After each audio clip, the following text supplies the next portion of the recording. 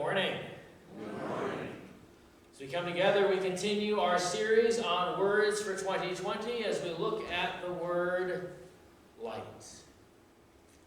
I don't know about you, but every week or so, I tend to have one of those nights where I am wide awake for a couple of hours in the middle of the night. No apparent reason. Just wake up like I took a nap, and I'm awake for a while, and I figure if I can't fall asleep in bed after about a half an hour, I get up and read or watch TV or something. And a couple weeks ago, I had about a half an hour left of a movie, and I went, you know what, I'll just go down and watch the movie, take a book down to the basement and read. And so watched the end of the movie and went to read my book and reached over and flipped the lamp and nothing came on. Checked the light bulb. No, there was a light bulb in it, and then remembered that, oh yeah, the lamp isn't plugged in because we don't have outlets yet in the basement. Yeah, lamps work when there is a good light in them, right? A good light bulb. And lamps work when they are plugged in. So, lesson learned on that one. Last week, as we looked at the Beatitudes, we were reminded that we are blessed. We're blessed even when times are hard and we're struggling. We are blessed as God makes us virtuous and leads us to do the right thing. And we are blessed even when we are persecuted. And as Jesus continues his talk on the Sermon on the Mount, this week we approach these words where he says in Matthew 5, "You are the salt of the earth, you are the light of the world." A statement of declaration. Notice he doesn't say you might be salt, you might be light. He didn't say, if you really aspire to it and you really apply yourself and you really try hard enough, you could maybe be salt or light. He says you are the salt of the earth. You are the light of the world. As we walk through this world, sometimes it's challenging for us to embrace that reality. To embrace that God has made us light to shine in this dark world. Dietrich Bonhoeffer once wrote, "A community of Jesus which seeks to hide itself has ceased to follow him." As we live in this dark world, sometimes it's tempting to blend in with the shadows. Sometimes it's tempting to just kind of shrink our light down a little bit.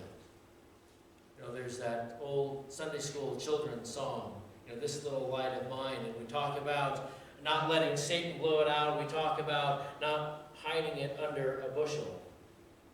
But yet at times we are tempted to hide that light. Sometimes it's out of pride, sometimes it's out of insecurity, sometimes it's out of being unsure of what shining our light in this world is going to bring to us. And so sometimes we struggle with this. But there are some realities that are true for us. As Jesus speaks in John 8, he says, "I am the light of the world. Whoever follows me will not walk in darkness, but will have the light of life." A couple weeks ago, we saw Jesus walking down the seashore. And he meets Peter and Andrew, and he says, "Come, follow me. I'll make you fishers of people." And they immediately drop their nets and they follow him. And then he continues a little farther down the shore of the Sea of Galilee and sees James and John with their father Zebedee. And he again says, "Come, follow me." And immediately they drop their nets and follow Jesus. As God has come to us, Jesus has come to each of us and he has says, "Come, follow me." As he has called us by the Gospels, he's called us by the good news of his all-accepting, no-strings-attached love that is free for all who would receive that gift. And as he has claimed and cleansed us in the waters of baptism, he has called us to follow him, the light of the world, and in him there is no darkness at all. And so we are light. As we are connected with Jesus and we are wrapped up in the light of his love and his mercy and his grace. And as we are connected to Christ, we're connected to these things that were spoken so long ago about him. In Isaiah 42, we hear the prophet recording the Lord's words, I am the Lord, I have called you in righteousness, I will take you by the hand and keep you, I will give you as a covenant for the people, a light for the nations. God too has called us in righteousness, and he promises to walk with us, to always be with us till the end of the age. And he has placed us as lights in this world, to shine the light of the love of Christ, so that others too may experience its warmth that continues to gather us here as a community. In Isaiah 49, we hear these words, I will make you as a light for the nations, that my salvation may reach to the end of the earth. And again, we have God speaking of reaching more people, so that more people become followers of Christ, so that more people experience the blessing of God being with them always. In the times when life is hard, and in the times where things are going well. And yet we realize the challenge that we have. We realize the darkness of this world in which we live, and sometimes we look inside and we see the darkness of our own hearts and the challenges that we have in being light and in living up to what God has called us to be. As Paul wrote to the Ephesians, he says, for at one time you were darkness, but now you are a light in the Lord. Walk as children of light. We wrestle with still wanting to fall back into the darkness. We wrestle with wanting to blend into the shadows. But the reality is that we are children of light. We are the light of the world. As John began his gospel, he says this of Jesus. He says, the light shines in the darkness, and the darkness has not overcome it. Darkness, in its essence, is really the absence of light. Darkness really isn't anything. It's a void. It's an emptiness. And as light comes into it, things change. If you remember back to Christmas Eve and singing Silent Night by candlelight, we've all these little flickering lights, and the room seems much more light than it is dark. That's the picture of who we are as church, as God's people, as people that he has called the light of the world. And yet, like in Isaiah's time, we do live in a very dark age. Isaiah writes in chapter 59, therefore justice is far from us, and righteousness does not overtake us.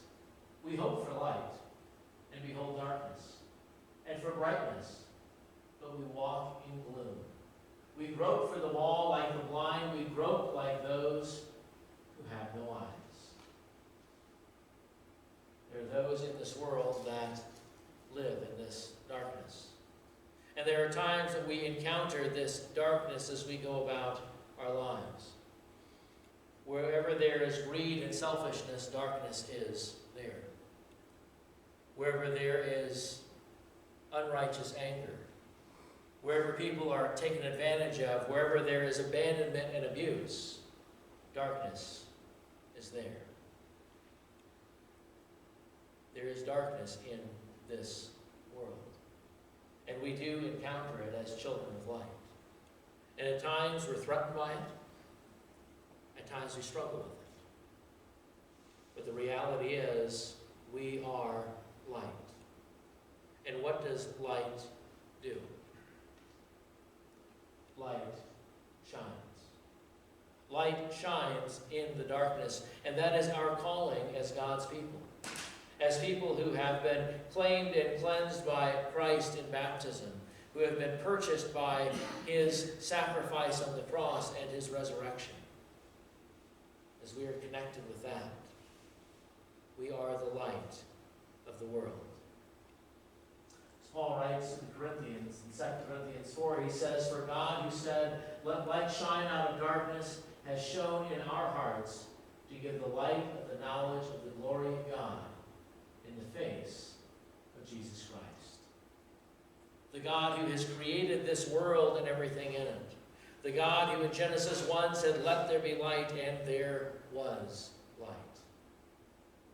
Is the God who shines into our lives, into our hearts, and who also shines through us.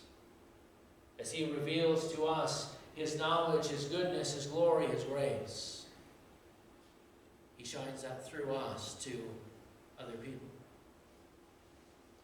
And he reveals those things to us through his word, that as the psalmist says, "Your word is a lamp to my feet and a light to my path." So God calls on us to live as light. And like that lamp in my basement that's not plugged in, we're not able to be light without being plugged in with the Holy Spirit. And yet that is what Jesus has done for us, as he has made us his people. He's plugged us into the power of the Spirit that allows us to be able to shine our lights. And the Spirit works through that word that we continue to dig into and reflect on. The Spirit works through this meal where we experience God's grace. And as we continue to soak up the light of Christ, as we continue to soak up God's love and his mercy, we are able to reflect that into this world. And wherever we see goodness and grace, we see light. Wherever we see mercy and sacrifice, we see light. Wherever we see love and encouragement, we see light. And the light is there. You are the light of the world. A city set on a hill cannot be hidden, nor do people light a lamp and put it under a basket, but on a stand. And it gives light to all in the house. In the same way, let your light shine before others, so that they may see your good works and give glory to your Father who is in heaven. This is our calling. This is what we get to live out. We get to be lights in this world, reflecting the light of our Lord. The light that has first shone on us because of his mercy and his grace. So where have you seen light lately? Where have you seen the light of God's love in this world? A few weeks ago, Stacy and I were at King Soopers in Broomfield, and there was a long line, and there was a mom with a couple kids at the front of the line, and the clerk there was being exceptionally patient with her. One child had a lot of energy. The other child was having some challenges, some struggles, may have been, had Down syndrome. And throughout this whole thing, the clerk was just patient, kind, offering extra help as it was needed. And the rest of the people patiently waited. Light was there.